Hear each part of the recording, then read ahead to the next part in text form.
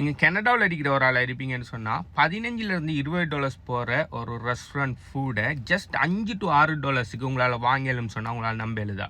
இதில் restaurant foods மட்டும் இல்லை, நீங்கள் க்ரோசரிஸ் கூட இதில் ஜஸ்ட் ஒரு $5 to $6 ஒரு ஃபுல் பேக் வாங்கலாம். ப்ளஸ் பேக்கரி ப்ராடக்ட்ஸ் கூட வாங்கலாம். இது என்ன ஆப், இது ஏன் இப்படி செய்கிறாங்க, இது உங்களோட ஏரியாவில் அவைலபிளாக இருக்கா இல்லையாங்கிற எல்லா விஷயத்தையும் தெரிஞ்சுக்கணும்னு சொன்னால் அந்த வீடியோ ஃபுல்லாக பாருங்கள். ப்ளஸ் இந்த வீடியோ சேவ் பண்ணி வச்சுக்கொள்ளுங்க.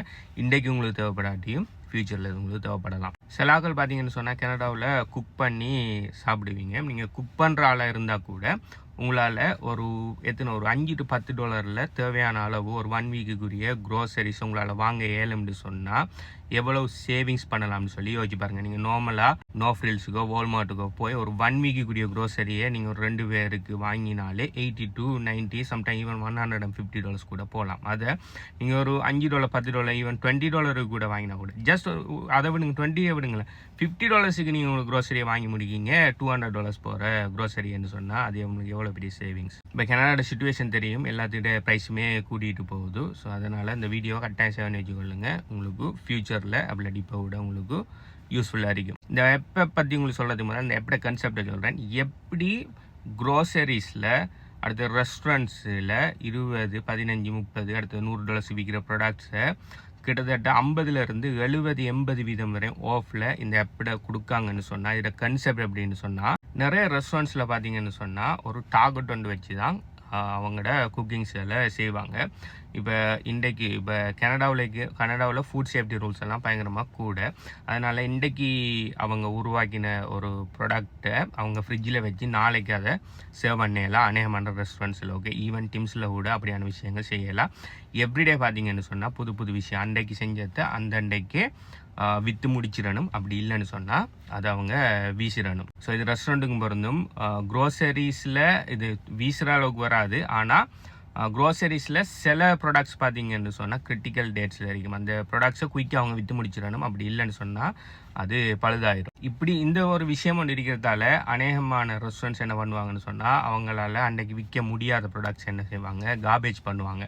ஸோ அநேகமாக நல்ல ப்ராடக்ட்ஸ் அது பார்த்தீங்கன்னு சொன்னால் இப்போ ஹோம்லெஸ் அப்படி இப்படின்னு சொல்லி எத்தனை பேர் வழியில் இருக்காங்களோ அவராளுக்கு எடுக்கலும்ன்ற அளவுக்கு தான் கொடுக்கலாம். ஓகே, இப்போ ஒரு ரெஸ்டாரண்ட் வந்து நிறைய இது செஞ்சுட்டாங்க, ஏதோ ஒரு காரணத்தால் அந்த அன்றைக்கி அவங்களுக்கு சேல் இல்லைன்னு சொன்னால் அவங்க பேலன்ஸ் அடிக்கிற எல்லாத்தையுமே தூக்கி எறிய வேண்டிய நிலைமை. ஸோ இதை பார்த்துட்டு இதுக்கு ஒரு சொல்யூஷன் கொடுக்கணுங்கிறதுக்காக உருவாக்கப்பட்ட ஆப் தான் இது. இந்த ஆப்பில் என்ன பண்ணுறாங்கன்னு சொன்னால் எல்லா நிறைய ரெஸ்டாரண்ட்ஸ் ப்ளஸ் க்ரோசரி ஸ்டோர்ஸ், பேக்கரிஸை கனெக்ட் பண்ணி வச்சுக்காங்க. எல்லாமே ஃபுட் ஐட்டம்ஸ் தான். இவங்க என்ன பண்ணுவாங்கன்னு சொன்னால் இப்போ அவங்களுக்கு ஒரு டைம் ஸ்லாட்ஸ் வச்சுருப்பாங்க.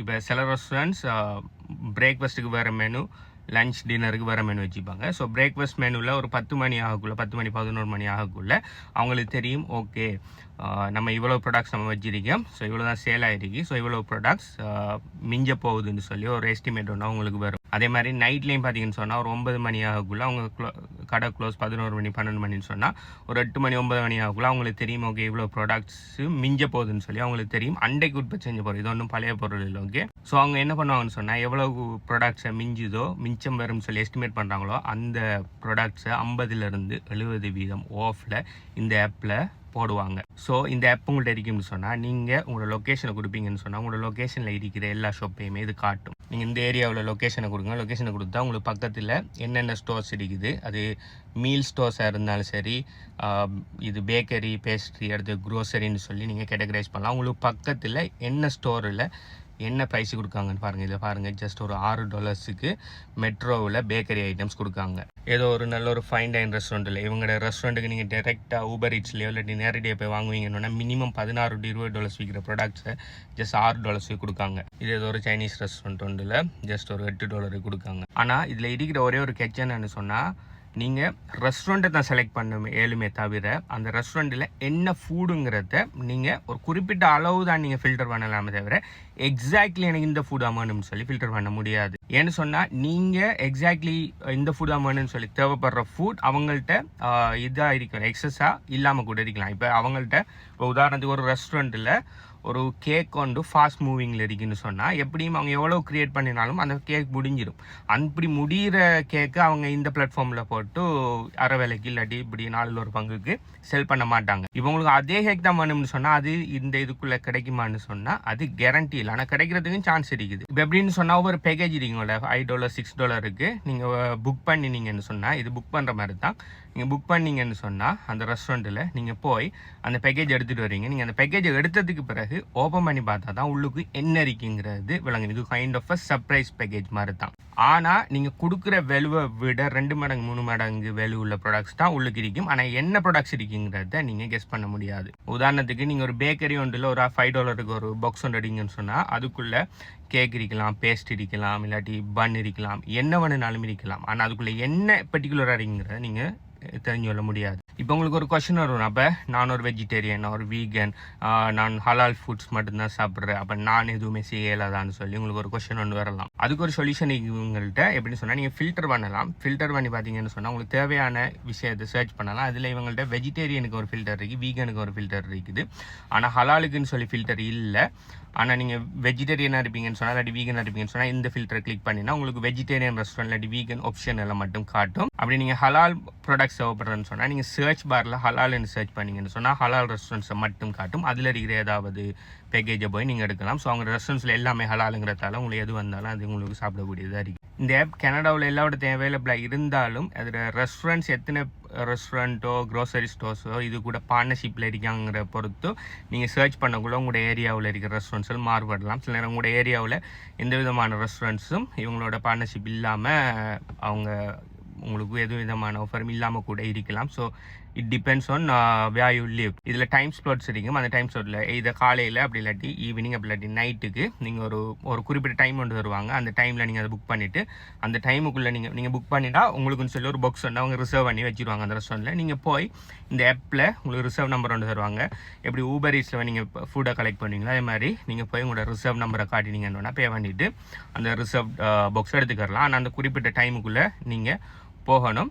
அந்த டைமில் போகாட்டி மேபி அந்த பாக்ஸில் திரும்ப அவங்க வேறு யாரும் கேட்குறாங்களுக்கு கொடுக்குறதுக்கும் சான்சஸ் இருக்குது. ஸோ நீங்கள் கனடாவில் இருக்கிற ஒரு ஆள் இருப்பீங்க, ஒன்டாரியோவில் ஸ்பெஷல் இருக்கிற ஒரு ஆள் இருப்பீங்கன்னு சொன்னால் தெரியும். $15 தான் அவன் விலை போட்டிருந்தாலும் நீங்கள் கடைக்கு போய் வாங்கக்குள்ளே ஆன் டாப் ஆஃப் தட் டெக்ஸ் எல்லாம் போட்டு நீங்கள் கார்டில் பே பண்ணீங்க, கிரெடிட் கார்டில் வேணுங்க, அதுக்கு வேறு விலை, கேஷ் கொடுத்தீங்கன்னா வேறு வேலை நீங்கள் எடுத்து முடியக்குள்ளே என்ன $18-19 கிட்ட வரும். ஆல்மோஸ்ட் ஒரு வேலை ஃபுட் நீங்கள் கடையில் எடுக்கிறனால $18-19 செலவழியும். ஆல்மோஸ்ட் $20 செலவழியும். அந்த விஷயத்தை இந்த ஆப்பு கூட அதே ஒரு ரெஸ்டாரண்ட்டை இல்லை நீங்கள் அதே ஃபுட்டை மேபி ஒரு $5-6 எடுக்கிறதுக்கு சான்ஸ் இருக்குது. நீங்கள் யாருனால ஒரு பட்ஜெட்டில் இருப்பீங்கன்னு சொன்னால் லைக் எப்பயாச்சும் ஒரு வெளியில் ஒரு சாப்பிட்ற நீங்கள் க்ரோசரி வாங்குறதுனாலும் சரி, அப்படி ஒரு நாளைக்கு ஜஸ்ட் வெளியில் சாப்பிடணும்னு சொல்லி எதிர்பார்ப்பீங்கன்னு சொன்னால் ஜஸ்ட் இது ஒரு நல்ல ஒரு பட்ஜெட் ஆப்ஷனாக இருக்கும். இந்த ஆப்போட டீட்டெயில்ஸ் வேணும்னு சொன்னால் எனக்கு வாட்ஸ்அப் பண்ணுங்கள்.